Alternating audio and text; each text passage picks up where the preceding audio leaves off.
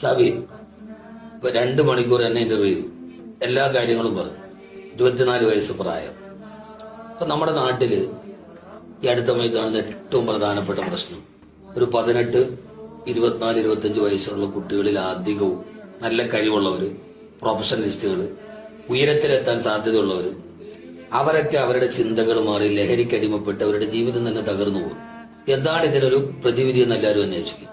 21ാമത്തെ വയസ്സിൽ കൗതുകത്തിന് നമ്മുടെ കയ്യിൽ കിട്ടുന്ന ഒരു സൈക്കിളിൽ കയറി യാത്ര തിരിക്കുന്നു. രാജ്യങ്ങളെല്ലാം സഞ്ചരിച്ച് അവസാനം ഒരു മനുഷ്യന് അവന്റെ ആയുസിന്റെ സായാഹ്നത്തിൽ പോലും ലഭ്യമാകാത്തൊരു മഹാഭാഗ്യം 21ാമത്തെ വയസ്സിൽ ഹജ്ജ് നിർവഹിക്കുന്നു.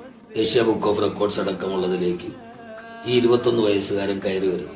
ആ വളർച്ച ഒരല്പം പോലും ഗ്രാഫ് താഴോട്ട് പോകാതെ പിന്നീട് ആ സാബിയെ കാണുന്നൊക്കെ സ്വിറ്റ്സർലൻഡില്, ഈജിപ്തില്, യൂറോപ്യൻ രാഷ്ട്രങ്ങളില് ഒരു കൗമാരക്കാരന്റെ സ്വപ്നങ്ങൾ ചിറകിടുന്ന സമയത്ത് അതിരുകളില്ലാതെ ലോകരാഷ്ട്രങ്ങളിലൂടെ സഞ്ചരിക്കും.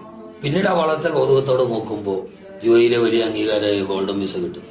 അതിനുശേഷം 24ാമത്തെ വയസ്സ് 3 വർഷം കൊണ്ട് സ്വന്തമായി ഒരു ബിസിനസ് പടുത്തുയർത്തും. അത് സക്സസ് ആവുന്നു.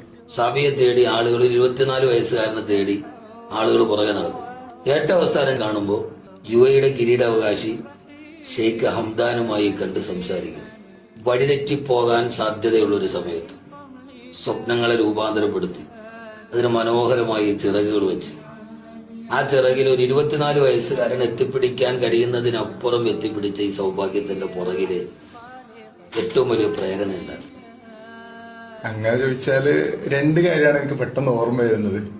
ഒന്ന്, എന്റെ ഉമ്മാന്റെയും ഉപ്പാന്റെയും ദുആ പ്രാർത്ഥനയായിരിക്കും. കാരണം ഞാൻ ഹിഫ്ള് പഠിക്കാൻ 3ാം ക്ലാസ്സിൽ പോയ സമയം മുതൽ ഇന്ന് വരെ എന്റെ ഉമ്മ എന്നും എല്ലാ വർഷവും എന്റെ പേരിൽ ഒരു ഖത്തം ഓതാറുണ്ട് എപ്പോഴും. അപ്പോ ഉമ്മാന്റെ ദുആ ആയിരിക്കും. മറ്റൊന്ന്, നമ്മൾ ശ്രമിച്ചാൽ നടക്കാത്തതായിട്ട് ഈ ലോകത്ത് ഒരു കാര്യമില്ല എന്ന് എനിക്ക് മനസ്സിലായിട്ടുണ്ട്. മഞ്ചദ്ദ വജ എന്ന് പറയും പോലെ എന്തായാലും നമ്മൾ ശ്രമിച്ചാല് എല്ലാവർക്കും നടക്കും, അത്രേ ഉള്ളൂ.